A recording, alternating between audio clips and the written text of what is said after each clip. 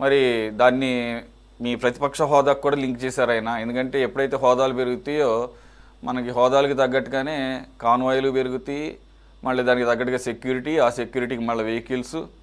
కనీసం దీన్నన్న దృష్టిలో పెట్టుకొని ఎలాగో మీకు రాని దాని గురించి మీరు మాట్లాడకుండా ఉంటే మంచిది.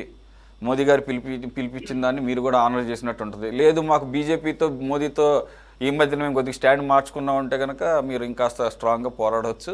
అది ఇస్తారో లేదో అది స్పీకర్కి వదిలేద్దాం. అది ఒక పాయింట్. అది సరే, లైటర్ నోట్లో మాట్లాడుకుంటే. ఇకపోతే కనీసంగా పలకరించడానికి వెళ్ళేటప్పుడైనా కానీ బల ప్రదర్శనలు చేయడం ఆపటం బెటర్ ఏమో. ఎందుకంటే కాన్వాయ్ అనగానే గుర్తొచ్చింది మనకి సింగయ్య చనిపోవడం, మీ కాన్వాయ్ కింద పడిపోయి చనిపోయాడు, అది వాస్తవం. దాన్ని ఆయన ఎండోర్స్ చేస్తూ ఇంటికి పిలిపించుకొని ఆయనకి ఏదో ఆర్థిక సహాయం కూడా చేశారు, అంతా చూసాం. మరి ప్రాణాలు పోయేదాకా తీసుకురాకుండా ముందు కాన్వాయిల ద్వారా కొంత ఇంధన పొదుపు కూడా చేయాల్సిన అవసరం కనపడుతుందేమో.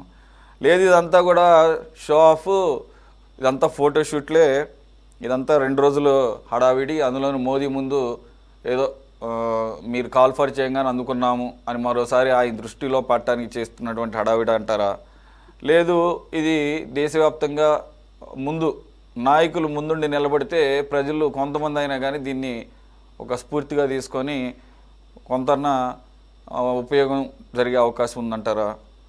అలాగే ఇది అసలు పర్మనెంట్గా ఈ కల్చర్తో కూడా లింక్ చేసి, వివిఐపి కల్చర్తో లింక్ చేసి ఒక ప్రక్షాళన దిశగా ఇది ఒక పర్మనెంట్ దీనిగా తీసుకువెళ్ళటం ఎంతవరకు సాధ్యపడే అవకాశం ఉంది సార్?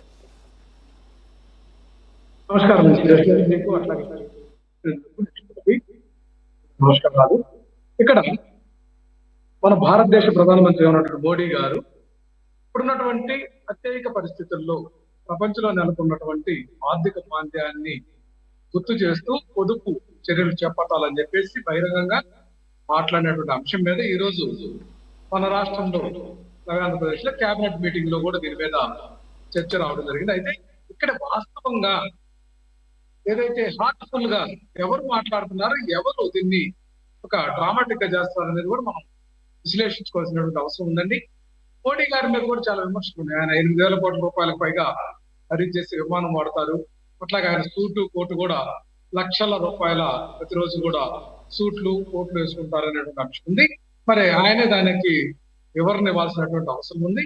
ఇక్కడ మరొక అంశం ఏంటంటే, మన రాష్ట్రంలో తెలుగుదేశం పార్టీకి సంబంధించినటువంటి వ్యక్తులుగా, కూటమి ప్రభుత్వానికి సంబంధించినటువంటి ఏదైతే ముఖ్యమంత్రి గారు కానీ, ఉప ముఖ్యమంత్రి గారు కానీ, అట్లాగే డిఫాక్టర్ సీఎం ఉన్నటువంటి లోకేష్ గారు కానీ ఈ రాష్ట్రంలో స్థిర నివాసం ఏర్పాటు చేసుకోకపోవడం వల్ల ప్రజాధనం అంతా వృధా అవుతుంది. ఎందుకంటే స్పెషల్ ఫ్లైట్, స్పెషల్ హెలికాప్టర్ తోటి వీకెండ్ ట్రిప్స్ ఇవి ఎంత ఉన్నాయంటే దాదాపు ఒక్కొక్కరు 80 నుంచి 90 సార్లు ప్రయాణాలు చేసినటువంటి రికార్డు కూడా మనం చూస్తా ఉన్నాం.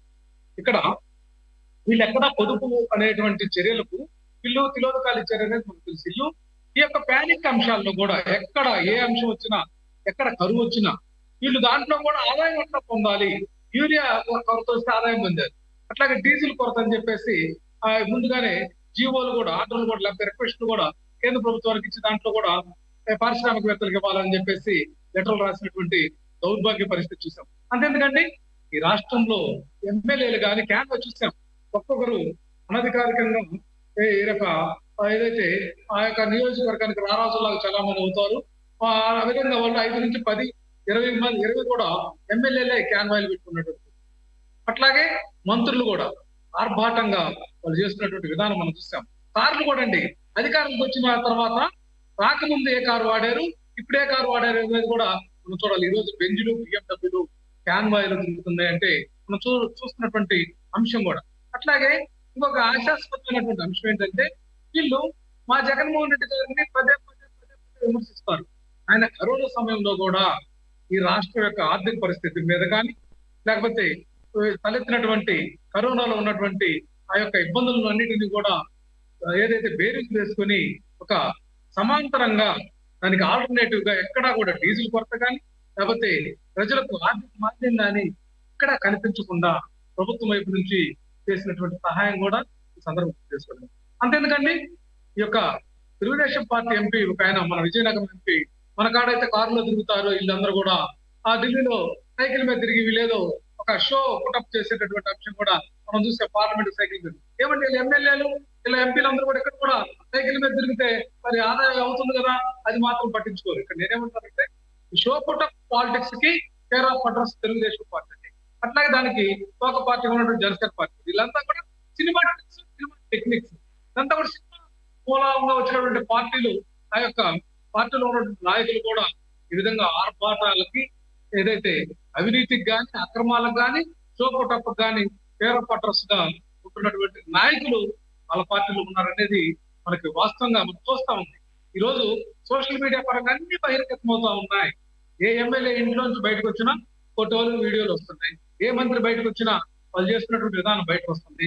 ఎక్కడ ఏ సమస్య క్రియేట్ అయినా వస్తా ఉంది. అంతేందుకంటే వీళ్ళ క్యాన్వాయిలు గుండా, వీళ్ళ కాన్వాయిలు గుండా పదవ తరగతి పరీక్షలు కూడా రాసేటటువంటి విద్యార్థులు ఈ రాష్ట్రంలో ఇబ్బంది పడ్డారు కదండి. విద్యార్థులు కూడా గంటల పాటు వీళ్ళ క్యాన్వాయిల కోసం ట్రాఫిక్ ఆపించినటువంటి దుష్ట సంస్కృతి ఈ రాష్ట్రంలో ఉంది. మనం చూసాం ఈ విషయాలన్నీ కూడా జరిగినటువంటి అంశాలు సురేష్ గారు.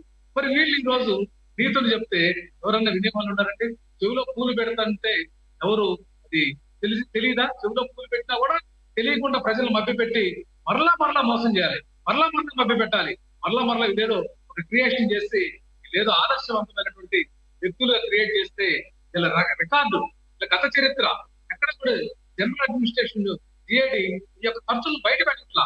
దౌర్భాగ్యం.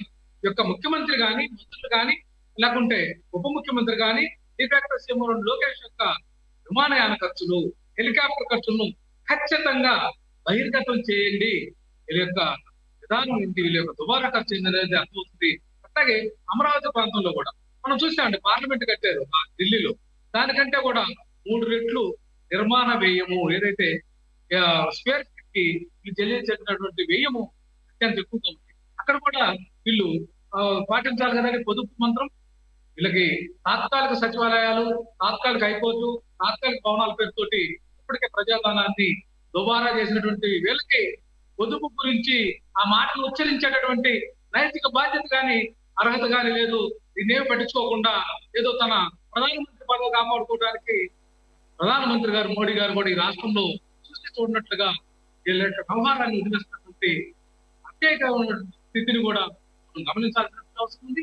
అంత రాజకీయ కోణంలో ప్రజలను మభ్యపెట్టడానికి, ప్రజలకు పొదుపు సూత్రాలు చెప్పి వీళ్ళ యొక్క ప్రజలకు రావాల్సినటువంటి హక్కులు, ఆర్థిక పరమైనటువంటి అంశాలు, వీటన్నిటి కూడా కోత విధించి రైతాంగానికి కానీ, లేకపోతే కార్మికులకు కానీ, లేకపోతే జనరల్ గా ఉన్నటువంటి ప్రజలందరూ కూడా నిత్యావసర వస్తువులన్నీ కూడా ధరలు పెంచుకోవడానికి ఈ యొక్క దేశంలో ఉన్నటువంటి కేంద్రంలో ఉన్నటువంటి ఎన్డీఏ ప్రభుత్వం కానీ, ఈ రాష్ట్రంలో ఉన్నటువంటి ఎన్డీఏ కూటమి ప్రభుత్వం కానీ ప్రయత్నం చేస్తున్నాయని అనిపించడం లేదా సురేష్ గారు? ప్రజలకు అర్థమైపోయింది.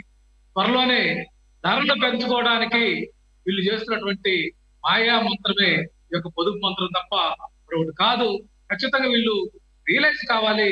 మీరు ఈ యొక్క రాష్ట్రం యొక్క ఏదైతే సంపద సృష్టిస్తామని చెప్పి ఈ రోజు వచ్చిన తర్వాత దాదాపు 4.5 లక్షల కోట్ల అప్పులు, మరొక 4.5 లక్షల కోట్ల పన్నులు విధించినటువంటి పరిస్థితి ఉంది. మీరు దుబారా ఖర్చు తగ్గించుకోండి, ఈ ప్రభుత్వ వ్యయాలు తగ్గించుకోండి, మీరు పర్సనల్ గా చేస్తున్నటువంటి ఖర్చు తగ్గించుకోండి. తెలంగాణ రాష్ట్రంలో నివాసం వద్దయా బాబు, ఆంధ్రప్రదేశ్ నివాసం నుండి మీరు ఇక్కడ పదవులు చేపట్టారు, ఇక్కడనే ఉంటే చాలా ఖర్చు తగ్గుతుందని చెప్పేసి సామాన్య ప్రజానీకండి ప్రతిరోజు నిత్యం మాట్లాడుకుంటున్నటువంటి అంశం. వీళ్ళు సడన్ గా కనపడకుండా స్పెషల్ ఫ్లైట్ లో సింగపూర్ వెళ్తారు. ఈ మధ్య కూడా కొంతమంది మంత్రులు బృందంగా సింగపూర్ వెళ్ళారు. అక్కడ వ్యవసాయ శాఖ మంత్రి వెళ్ళకపోతే చాలా మంది పత్రికలు కానీ, ఇక సోషల్ మీడియా కానీ దాన్ని అభిషేకించింది. ఎందుకంటే అక్కడ వ్యవసాయం ఉండదట. మరి ఈయన ఏమి పరిశీలన చేయడానికి, ఏమి ట్రైనింగ్ అవడానికి, ఏమి దాన్ని నేర్చుకోవడానికి వెళ్ళాడు అనేది ఆన్సర్ చెప్పాలి కదండి. ఖచ్చితంగా చంద్రబాబు నాయుడు గారు ఆన్సర్ చేయాల్సినటువంటి పరిస్థితి ఉంది. దుబారాకి కేర్ ఆఫ్ ఎవరంటే చంద్రబాబు సర్కార్ అనేది ప్రతి ఒక్కరికి తెలుసు. ప్రజలకు ఇచ్చే దాంట్లో మాత్రం పొదుపు అంటారు. వీళ్ళు చేసేటటువంటి వ్యయంలో రూపాయికి 10 రూపాయలు, రూపాయికి 100 రూపాయలు ఖర్చు పెట్టేటటువంటి వాళ్ళ యొక్క వ్యక్తిత్వం కానీ, వాళ్ళ యొక్క వ్యవహారం కానీ ఉందనేది ప్రతి ఒక్కరు గమనిస్తున్నారు. వీళ్ళ యొక్క మాటలు అర్థం లేనటువంటి మాటలుగా ప్రజలు ప్రతి చోట చర్చించుకున్నటువంటి అంశం అయితే ఉంది సురేష్.